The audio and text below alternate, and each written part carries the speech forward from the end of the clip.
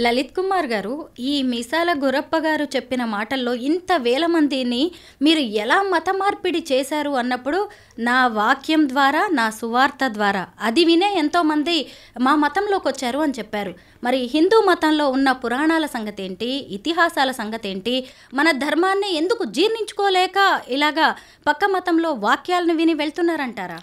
వాక్యాలను వింటే నేను మారిపోతానండి, మంచి మాటలు చూపిస్తే. కానీ ఒక్కటే కండిషన్, అదే మీసాల గుర్రపని ఇక్కడ కూర్చోబెట్టండి. మన ఐ డ్రీమ్స్ వేదిక వస్తారా ఆయన కూడా కూర్చోబెట్టి ఆపోజిట్లో నన్ను కూర్చోబెట్టండి. నేను ఆయనతో ఏ రకమైన వాదన పెట్టుకుని ఏం గొడవ పెట్టుకోను. హిందూ గ్రంథాల్లో లేని మంచి మాట, మళ్ళీ రాసి పెట్టుకోండి, హిందూ గ్రంథాల్లో లేని మంచి మాట బైబిల్లో నుంచి ఒకటి చూపించమనండి. నేను అంతే, ఇంకేం అడగను. హిందూ గ్రంథంలో బైబిల్లో లేని మాటలు, హిందూ గ్రంథాల్లో ఉన్న మంచి మాటలు ఇన్ని చూపిస్తా ఆయన ముందే.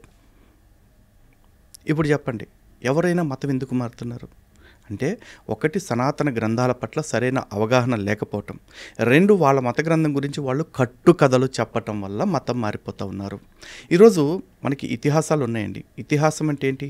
It's a history. ఇది ఇలాగే జరిగింది అని చెప్పటం. ఇతిహాసం అంటే దాని అర్థమే ఇది ఇలాగే జరిగింది అని. ఆ జరిగిన సంఘటనల్ని మనం చరిత్రగా చూడట్లా, మనం కథల్లాగా చూస్తున్నాం. పురాణం అనేది మైథాలజీ. పురాణం అంటే ఇది యథాతథంగా జరిగింది అని కాదు. అలా జరుగుంటే పురాణానికి కూడా ఇతిహాసం అనే పేరు పెట్టేవాళ్ళు.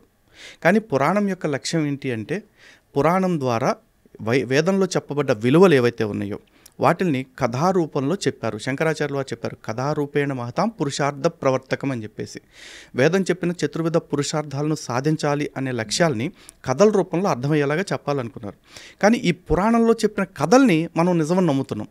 అంటే ఆ పౌరాణిక కథల్లో నిజంగా బ్రహ్మదేవుడు సరస్వతితో కాపురం చేయటం, లేకపోతే శివుడు పార్వతీదేవితో 100 దివ్య సంవత్సరాలు రమించటం, లేకపోతే బృంద తులసిని విష్ణుమూర్తి అత్యాచారం చేశాడంటాం. ఇలా జరగని కథల్ని, అంటే దాని వెనకాల ఉన్న తత్వాన్ని అర్థం చేసుకోకుండా ఆ కథ రూపంలో చెప్పిన తత్వాన్ని మనం నిజమని నమ్ముతున్నాం. ఏది నిజమని నమ్మాలో రాముణ్ణి కృష్ణుణ్ణి అది నమ్మం. ఏది నిజం కాదో మనకి విలువలు నేర్పడం కోసం దేవుళ్ళ పేర్లతో కథ రూపంలో చెప్పారో దాన్ని నిజమని ప్రచారం చేస్తూ ఉంటారు, మనం నమ్ముతూ ఉంటాం. దీని కారణంగా ఎక్కువ మంది అమాయక హిందువులు మోసపోతూ ఉన్నారు. సో ఈ వ్యత్యాసాన్ని వాళ్ళకి అర్థమయ్యేలాగా చెప్పటానికి ఒక వ్యవస్థ ఏర్పడాలి. దురదృష్టవశాత్తు మనకున్న ప్రవచనకర్తల్లో అత్యధికులు పురాణాన్ని పురాణంలాగే చెప్తున్నారు తప్ప, పురాణం వెనుక ఉన్న తత్వం ఏంటి, దాని తర్కం ఏంటి, దాని యొక్క వాస్తవికత ఏంటి అనేది చెప్పే ప్రయత్నం చేయట్లేదు. ఇది మాట కొంతమందిని నొప్పించవచ్చు. పెద్దలకి నీకంటే ఎక్కువ, వాళ్ళకంటే నీకు ఎక్కువ తెలుసా అని నన్ను అడగవచ్చు. వాళ్ళకంటే ఎక్కువ నాకు తెలుసన్న అహంభావం నాకేం లేదు. కానీ వాళ్ళు తెలిసిన వాళ్ళు వాళ్ళకి తెలిసిందే చెప్తున్నారు తప్ప దాని వెనక్కున్న అసలు విషయం చెప్పట్లేదు. అది నా బాధ.